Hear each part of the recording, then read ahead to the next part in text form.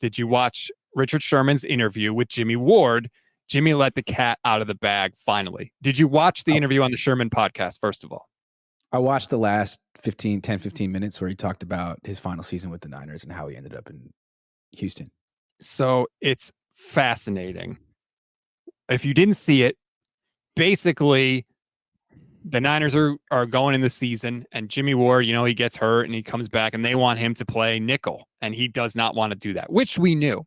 But apparently in the Buccaneers game, they asked him to play nickel corner, and Jimmie Ward said no. He said, I don't want to be at nickel corner, when DeMeco Ryans asked him. And when Kyle Shanahan found out about it, he said, well, I guess we'll just have to put Azeez at corner, meaning Azeez Al-Shire. And Jimmie Ward's response was, yeah, I guess you will. Which is pretty good. Now, Jimmie Ward ended up forcing a fumble in that game, and so that it wasn't really a thing.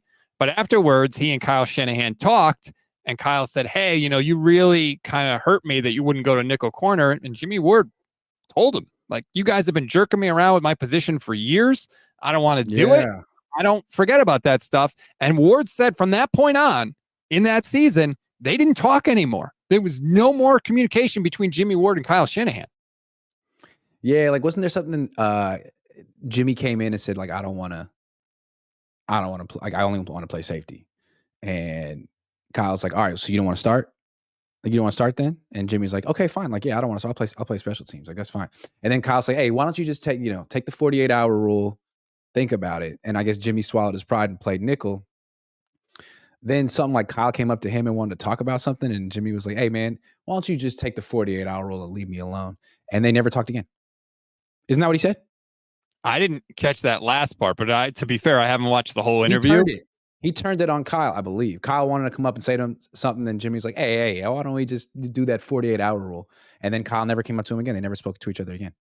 And apparently what happened was Jimmy said, like, he felt bad that he went over DeMeco's head, but he also knew that DeMeco's going to say, it's not up to me, it's up to Kyle. And when he went to DeMeco afterward, and DeMeco said, hey, man, if I get a head coaching job, I'm bringing you on as a safety.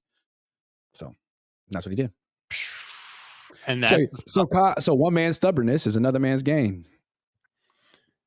For a guy that gets a lot of love for how his relationship with players and all of that stuff, nobody bats 1,000, I guess. There's always going to be guys where you butt heads, but that's an interesting thing. And then the other interesting part of that, and keep in mind, by the way, that Tampa Bay game was week 11. There was a lot of the season left for them not to be communicating. But anyway, Jimmy Ward, like, that team was the Texans. They were 3-13 last year. They were 4-13. They were 3-13-1 last year, 4-13 the year before that, and 4-12 before that. Now they're 2-2.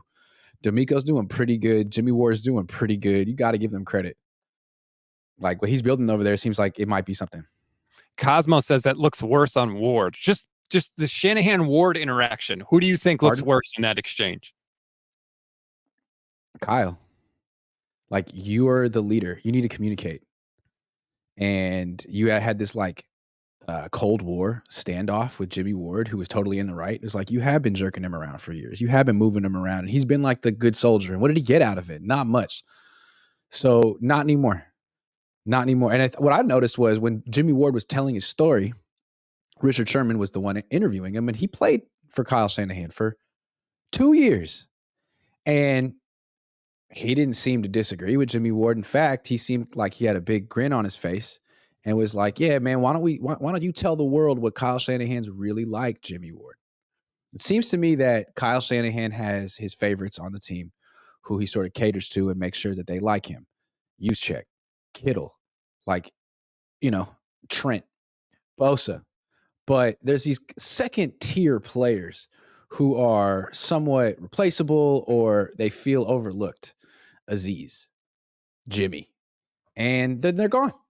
It's like Kyle makes it clear, like, look, man, we need you, but not that much, and we're not going to keep. Like, we might just have to replace you with someone cheaper, like Deshaun Gibson or Oren Burks. Like, sorry, it's the way it is. You're not part of the family, and I think those guys are the ones who feel a little like, okay, so there's like two classes of players on this team, and I don't know. Like, you see that. The other part of it is they said, oh, look, Jimmy, we need you to play nickel because Ambry Thomas's ankle is a little messed up. And Jimmie Ward is like, wait a minute, my hand is broken. He said, no, you need to play corner because Ambry Thomas is. I mean, I don't know if he meant nickel or he made it sound like they wanted him to play outside, which Okay. he did when he was younger. I don't know. I have to ask him. And he was like, I got a broken hand. I'm out here with a busted hand, and Ambry Thomas has got a little ankle and he can't go. And it makes me wonder if maybe the Niners they knew then with Ambry Thomas, he ain't it. This guy ain't it. Because he's been struggling this year too. The Niners want to make themselves seem like they're a pro player organization. Like they take care of their players.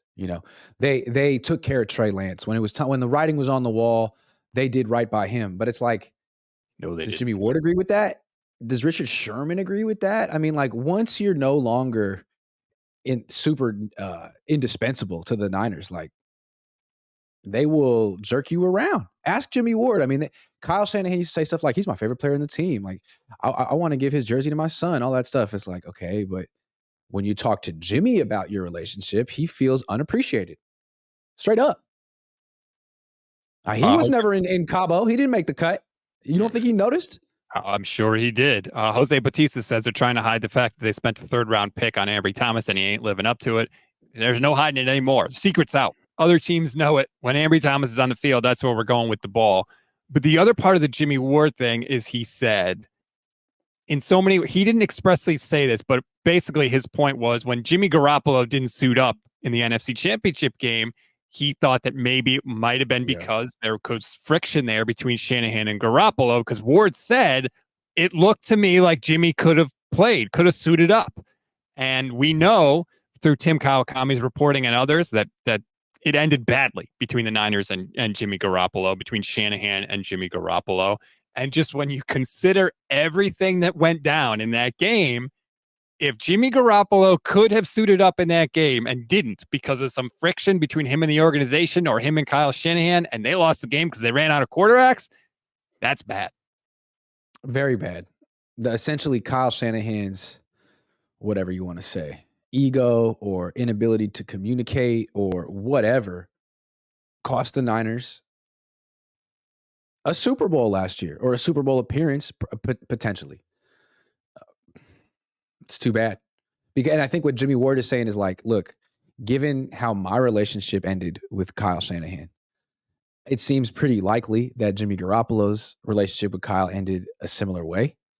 And given how I felt, how borderline vindictive I felt, like, oh, you're shoving me off and you want me to make accommodations for you? Hey, screw you. That it wouldn't be outside the realm of possibilities for Jimmy Garoppolo to feel the same way. Like, hey, man, you're pushing me out of town. You're not going to give me an extension. You're going to make Brock the starting quarter. You're replacing me with another quarterback, and you want me to suit up and be a backup just in case my replacement can't go. And now I could go on the field and get hurt and not be able to sign elsewhere next year and move on with my life. Hey, screw you. So I mean, I could see that. And I guess it's, it's a business, and Kyle doesn't necessarily have to have a great, super duper great relationship with every player and former player, but it's interesting. He has a reputation as keeping it real and being, players respect him. Does he always keep it real? I don't know. GTC Real says this is why we had no shot in the NFC Championship game left with Josh Johnson. They treated Jimmy G bad in preseason, and he was lost for the year. He only played for his teammates once Trey won out. I mean, Jimmy got something out of that too. Nobody wanted Jimmy Garoppolo, and then Kyle came in, propped him up, and helped him get that contract with the Raiders. So let's not act like Jimmy, didn't get anything out of the arrangement. Yeah, he didn't only play for his teammates. He also played for money and the opportunity to make more money. Like, he understood playing with the Niners was going to goose up his numbers and give him the best opportunity to make the most. And then he went to the Raiders and made a ton of money that he's never going to earn. No chance at that. So it worked out. It's hideously bad. Hey, give Kyle credit. I'm so critical of Kyle Shanahan. He was 100% right about Jimmy Garoppolo. 100% right. Absolutely, he was. Yep. And yeah, I think that's pretty clear at this point. But it is interesting that the whole thing. I mean, remember, Tim Kawakami wrote that if the Niners had made the Super Bowl, there was no chance Jimmy Garoppolo was going to play in it, even if he was healthy. And if Brock Purdy wasn't, they were going to go to Phillip Rivers. They were going to go to Phillip freaking Rivers off the couch in the Super Bowl. So clearly things didn't end well with Jimmy there. No, it's still bitter. I mean, the way you can know it's still bitter was at the owners' meetings in March So this is what? Like months after their breakup. Someone asks Kyle Shanahan, like, "Have you talked to Jimmy?" And he was like, "Well, that would be impossible because he doesn't answer his phone." It's like, dude, like, let it go. He's not even on your team anymore. But it's like, nope, I got to take one more dig. Screw this guy. He did throw that in there. And then Jimmy took a dig at Kyle, right? Like a month ago Yes. when the stuff was going down with Trey. Then freaking Jimmy rode in on his high horse and was like, yeah, I love Trey Lance. And I don't know what they're doing over there at quarterback. Right? Yep. I mean, man, those guys are going to be taking digs at each other for life. Like, you know who else does that kind of stuff? I feel like a deep hatred for life? Jed York and Jim Harbaugh. Both guys rooting for each other. Like, whenever something bad happens to Harbaugh at Michigan, I bet Jed's like, yep, and that's why I got rid of you. And that's why I was right. And everyone said I was wrong. Jed had him back, though, right? When they honored those teams. Oh, please. That was just PR for both of them. You think they still photo op? You really think they, like, behind closed doors, they were like, man, we were so young and immature back then. I don't know what happened, man. Give me a kiss. Give me a hug. I love you, man. No, I doubt they said a word to each other. T. Moss says on MF Hood. Yeah, T. Moss. Can you explain that to me? On mother freaking hood. Like, you could say, like, you put that on. Like, what do you put that on? Like, I put it on mamas. Put that on. Okay. Grant C. Tuss. You know what I'm saying? Put that on my whole hood.